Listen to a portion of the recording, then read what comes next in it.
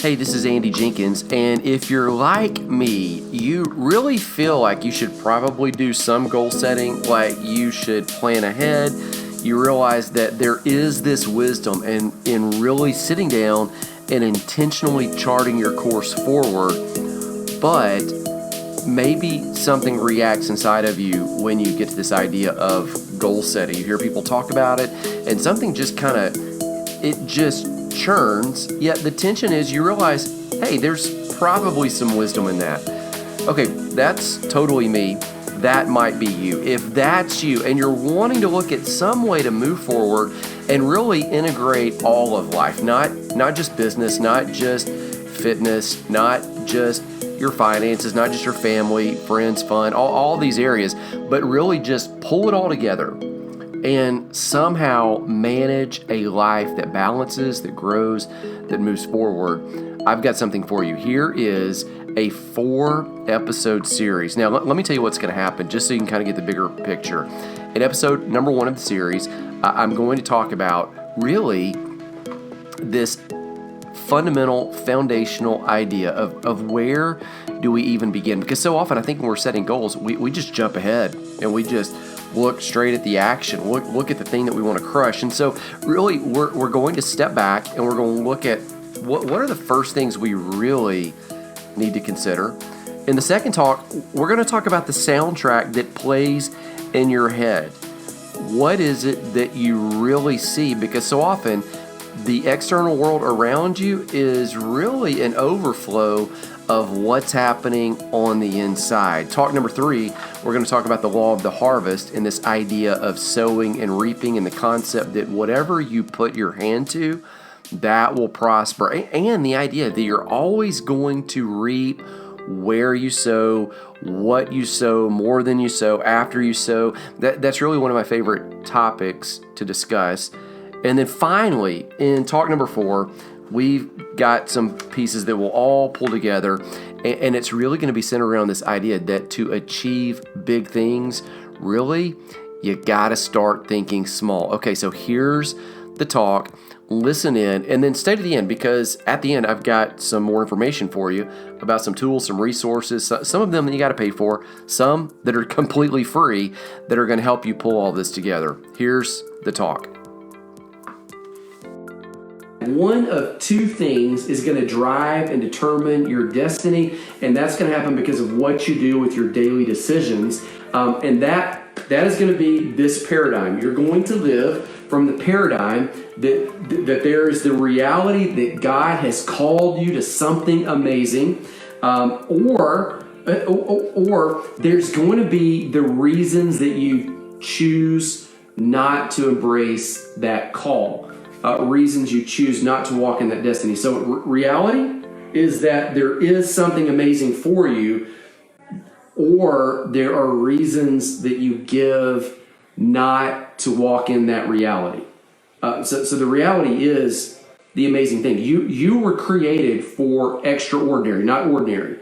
In another group that I have online, the ULA group, I talk about the idea that you don't settle for normal. You're created for super normal, not natural. You're made, you're designed for supernatural. But sometimes the way that we view things just gets us all kind of awry, all kind of messed up. Let me give you an example about that. A couple years ago, I was on vacation, and we're at the pool. The kids wanted to have a swim day. We wanted to go to the pool all day, and so that's what we did. And usually when we go to the pool, they would come up with this thing. We always just called it like a challenge, and it was always like a challenge for $1. I don't know how we came up with $1. Probably started when they were really, really little, and it just kind of continued. So the challenge was always like, hey, jump off the side of the pool. I want to throw a ball, catch it. Or the challenge would be jump off the diving board and spin in the air twice. And progressively over time, it just got to where it was a more difficult challenge. And the deal was, I would give them $1 whenever we went out to eat that night. So a lot of times we're at the beach house, we would buy food, we would cook it, make it, stay in. Always rented a house on the beach, so we're right there. But once or twice during the week, we would just go eat seafood or go somewhere really cool, maybe ride go-karts, play putt-putt, do something, all right? when we did the something, they would have that dollar. They could spend it on whatever they wanted, which usually meant we're going to go put a bunch of quarters in the machine that has the claw where you try to win a stuffed animal. Or we're going to put a bunch of quarters in and play skee ball to try to win this incredible prize, something like that. So one day at the pool, the kids all look at me. What's the challenge for the dollar? And I told them, I said, well, hey, I want you to swim underwater across the pool sideways and back. Underwater. So swim all the way. While you're underwater, kick off, swim back. And instantly, every single kid said, oh, can't do it. The pool's too far. I'm too little. I mean, just excuse after excuse. I've been swimming all day. I'm too tired. Just over and over and over, like the excuses just came. And so I'm sitting there thinking, like, I know they can do this. Like, the challenge was always like a little bit of a stretch, but it was never like a huge stretch. I always kind of factored it into where like the smallest kid that was in the challenge could make the challenge. So the big ones should have been able to crush it. So I told them, I said, okay, I'll tell you what. Here's what we're going to do. I want you guys to close your eyes and give me a second. So they all closed their eyes. And I said, all right, now open them up. And within the next 5 seconds, I want you to look around and count how many things are blue. For the next 5 seconds, count how many things are blue. And so instantly, like, they're talking out loud. Well, the sky's blue. There's a float there. The door's blue on the cabana. This thing's blue. There's a blue towel. They're counting blue. And at the end of it, like, I'm counting like out loud. 5, 4, 3, 2, 1, and they're ready to share all their blue. And I say, okay, how many things did you see? They shout their numbers, but then I continued that are green. And they were all like, what? What? Whoa. We were looking for blue. And I said, yeah, but how many did you see that were green? Well, none.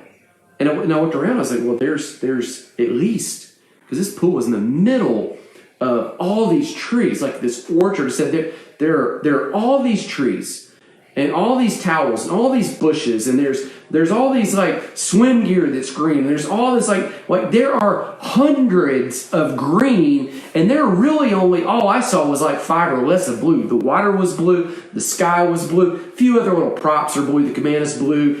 Really, you focused on, and they said, wait, but you said, like, you asked, and I said, yeah, I did, and it was a trick because you saw what you were focusing on, even though the thing that you weren't focusing on was far greater. Do you see? And sometimes here's the reality that you and I, we actually see what we want to see, or see what we've already predetermined to see, not see what we really need to see. The reality is this. My kids, after that, they all got in that pool early in that day, and they all swam around, and none of them had tried to go across and back. They'd all been playing. They'd swam the distance of that over and over and over, time after time again. But after they had all told me that they couldn't do it, every single one of them, after that lesson, and I told them, I said, like you're looking for blue instead of looking for green, you're looking for reasons why you can't make the pool swim. Other than reasons you can. I mean, you could have pushed off the side. You're all great swimmers. You could have pushed off that side. I mean, the push will get you halfway there both times. All of them, after getting back to it, right mindset made it, crushed it. Like that was easy. Like, golly, I can't believe we thought this was hard. Here's the truth. Every single day, the story that you tell yourself is the reality that really you're selling yourself. The story that I tell me is the reality that I'm selling me. And so sometimes we need just a different story in our heads. And when you get this, like, some of what you read in the New Testament starts making sense. Like 3 John 2. John, kind of Jesus' right-hand man, the disciple, the apostle, the beloved, he actually says, I pray that it would go well with you, that that you would prosper in all things and be in health, just as your soul prospers. Now catch that. I pray you prosper in all things and be in health as your soul prospers. It's almost like he's saying, if your soul prospers, then all the other things will go well and you'll be in health. Because like that's going to happen to the degree as your soul prospers. The soul is your mind, it's your emotions, it's your thoughts, it's your control over your feelings. It's how we regulate all of that, right? So some of those things that we talked about in the previous talk. And when you understand that, it makes other things that you see in the scripture make so much more sense. Like Proverbs says, as a man thinks, so is he. Not as a man or a woman does, but as we start thinking, I can swim across the pool. Oh, suddenly I can. I can't. Suddenly it's impossible.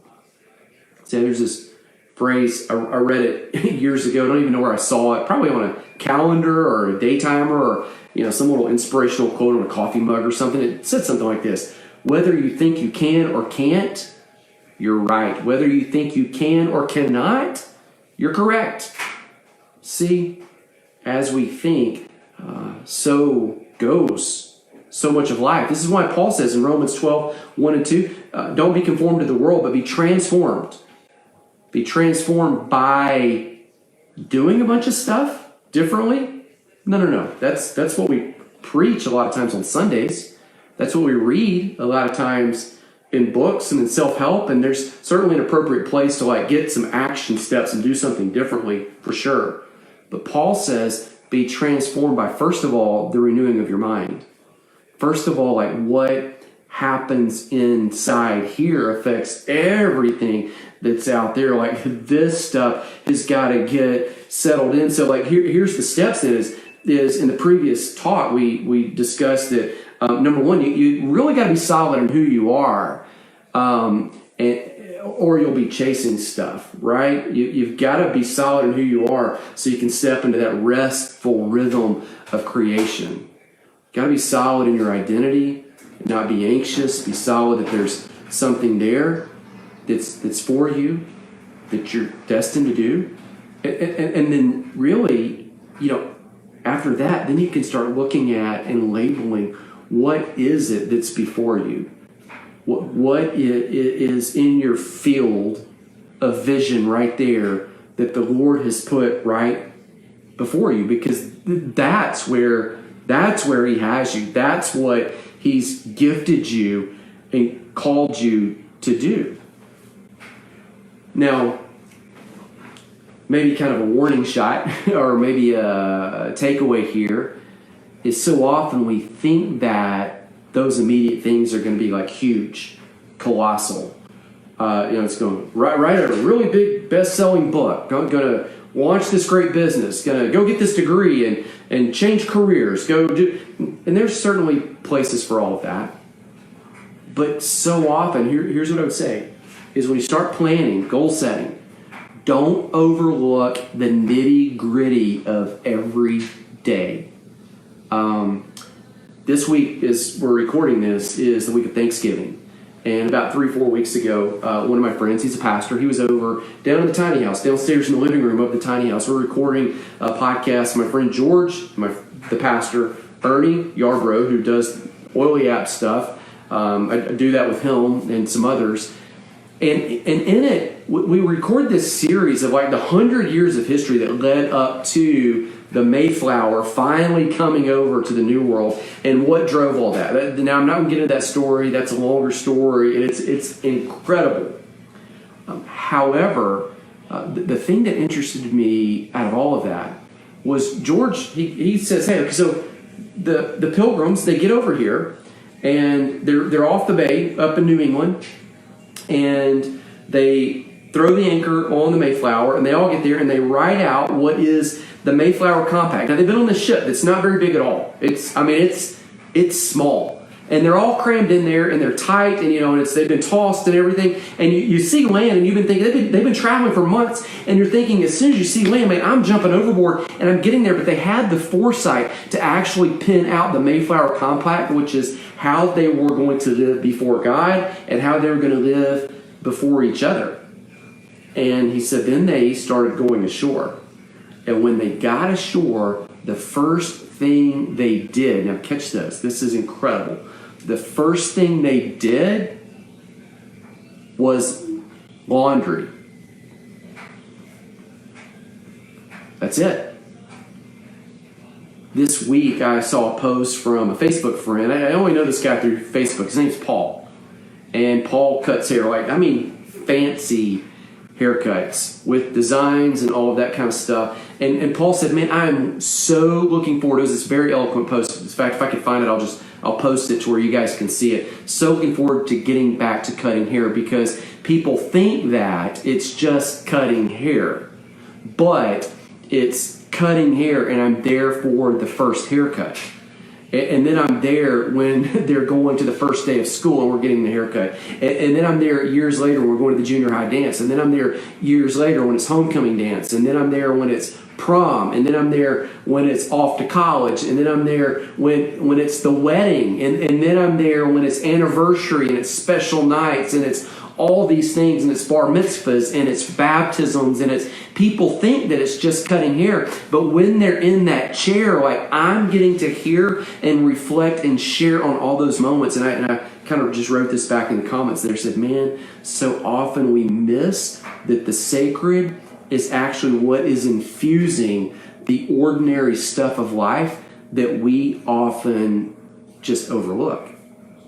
And so when you start talking about planning and goal setting, here's one of the things I would say is don't overlook the normal everyday stuff and how the sacred infuses that, because that's some of the stuff you need to write down, and not just write down, but you need to protect that time and be intentional about that time. A couple days ago, one of the boys was going to school, and I asked my wife, I was like, hey, she had not been feeling so great, and was like, hey, you want to take him? And she acquiesced, she let me do it, but after I asked, it kind of rolled off the top of my head. I was like, oh wait, because that's a time where intentionally she drives him, because when they're driving, that becomes their time where he's in the front seat and she's driving, and he talks and shares things that there's no other time other than windshield time where that stuff gets shared. So it becomes this 15 to 20 minute thing every single day. They're schedule, keep it, partake it, because the sacred infuses that normal everyday that happens time after time after time. You see, you've got stuff like that happens all the time. In fact, if you read through the Gospels, how many times do the great miracles that Jesus does actually occur when there's an interruption? It's not planned. In Mark 2, there's these friends that let down this other friend that's paralytic through the roof of this house while Jesus is preaching. And then, if you look later in the Gospel of Mark, there's this woman with the flow of blood who busts through, and he's in a crowd. He's actually headed to do another miracle, to go to Jairus' house because his daughter's at the point of death. And this woman with the flow of blood gets through, and she reaches out and grabs hold. Jesus goes to Zacchaeus' house because he's walking through a crowd. He's not looking for Zacchaeus. Zacchaeus climbs up in a sycamore tree because he's so short. He gets over above the crowd to where he can see, and then he gets Jesus' attention, and it's not even planned. Or one of the great miracles and things that Jesus teaches about, it's not a miracle, but it's great teaching, is when Jesus is at a dinner and nobody welcomes him. And yet this woman with an alabaster flask breaks it open of these costly oils, and she interrupts the dinner and anoints his feet. This doesn't happen once, this happens twice, and it's through the everyday. And that's the stuff when you start doing this life planning, goal setting. So often we're looking for the big stuff that's out there, and in the moment of that, remember what we talked about in the last talk, that there should be this blur between what's sacred and what's secular. We tend to separate, yet Scripture sees them as infused, they're together. Do you see? And so when you start doing that and start planning, here's the question that you want to ask about everything that's normal in your life. Not like all the stuff out there, but like what the normal stuff is start defining the best case scenario for you in all these things. And just ask that, what's the best case scenario? A couple years ago, I read Tim Ferriss's book, The 4-Hour Workweek, and Tim says in that book, he says a lot of people talk about being held back from their dreams. They talk about being held back from the great stuff that they feel destined called to do, to use our language. He says, but the reality is most people have not taken the time to articulate what it is that they feel like they're being held back or restrained from. And so like my question would be, what's the best case scenario of the ordinary everyday for you? So we can start planning and building and protecting the time that's centered around the everyday ordinary, because most of life is everyday ordinary days. It's not all these extraordinary big things. It's ordinary with extraordinary infused inside of it. You see? So the best case scenario in marriage is what? The best case scenario with your career is what? The best case scenario with your kids, your health. See, the best case scenario with your hobbies. The best case scenario with finance. The best case scenario with even your free time and your fun, and like even what we talked about in the previous talk, rest and the time that you're off, and something like that, daily diversion and the weekly withdrawal and the annual abandonment. Like what does the best case of that look like? Because if we can define that, then we can start taking small steps, and we can start charting the direction that we want to walk in. Not the distance of how far it is that we have to go, not perfection yet, but just progress and making small forward momentum there. Do you see? And it's so important we do it because here's, circle back to where we began. Here's the reality. You're called, that's the word, called, to something incredible. That's the reality. And we can live from that reality, or we can live from the reasons why we don't pursue that, why we don't walk that. And so often, that reality, that incredible call, it is going to be infused through just the ordinary stuff of all of life. Do you see that? Okay, there you have it. I hope that you got something beneficial from that you can take, that you can apply right now in multiple areas of life. Let me tell you about 2 tools that I've got for you. One of them is paid, one of them is absolutely free. The first one is the paid, and you can find links to these each, by the way, in the show notes right here of this talk, whatever platform it is that you're listening from. There is it's a new hardback. It's like a moleskin-like hardback, 440 pages. It is the Advanced Planner. Now, a few years ago, I used to lead a men's event, and we did it twice a year, and it was actually known as the Advance. Many of you that listen in have been to that event before, or you had husbands that went to that event, spouses, boyfriends, whoever that went to that, wrote the curriculum for that. In fact, you can get the book. I'll put the link to it in the show notes, where I've piled in all of the information that we used to teach at that event. It was incredible. And along the way, I created this resource, created this life planner. It was a calendar, and we never really published it. We gave away some paperback versions at the event to really help people sync up with a lot of the life management, life planning, time management, goal setting. There's that term again. All of those tools that we were pulling together, and we never really published it until just this last year with Oily App. Ernie Yarbrough and I were talking with Dr. Jim Bob Haggerton and some other people that we work with, and we had produced a planner for women that was, spiral bound, that looked pretty. It was beautiful. And you can check the website there if that is something that interests you. But we thought, man, we've got to have a tool for guys. And we had published the advanced books there. It had published an abbreviated version, done some online courses, and just kind of thought, man, now is the time. And selfishly, I wanted a planner that I could use. And so we just resurrected that old project, put it back together, and it is available. I'm not going to talk too much about it, but it is 2 pages per day that will help you plan. And then inside the same planner, it has 2 pages where you kind of open it up and it has this journaling. It also has guided questions that really help you kind of reflect on the day. I did this for about a quarter just to test drive it, and the results that I got were amazing, especially in light of the minimal amount of time that it took. It kept everything organized. 'Cause that was another thing too. People say, well, you should journal. Well, ironically, I write. That's one of the things I do professionally to earn money, to kind of keep my keep. But I can't stand journaling, but I got all this in a tool and it works fabulously. So I'm going to put a link down where you can log on, look at that if that's a tool that would interest you. It's undated, so you could literally get it shipped to you and start it immediately, just dating the pages. And there are options where you can buy it by the single, which would last you for 3 months, or take a shot at it and just go all in and get a discount and do it for an entire year. And it looks exquisite. It's fabulous. Pen loop, rubber band, 2 ribbon markers, all that kind of stuff.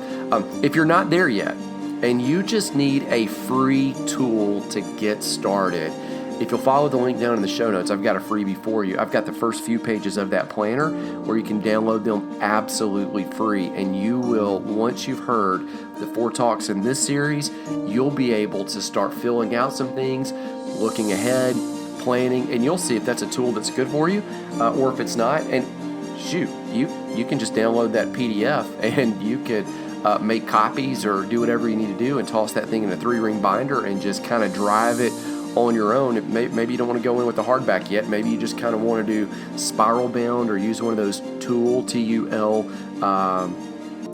binders that they have like at Office Depot and Staples and all these places where you can remove the paper and put it back in. Hey, if that's you, take the tool absolutely free. We just want to see you do better. As we say often, you are created for something extraordinary, for something supernatural. Don't settle for normal when you are made for super normal. Don't even know if that's a word.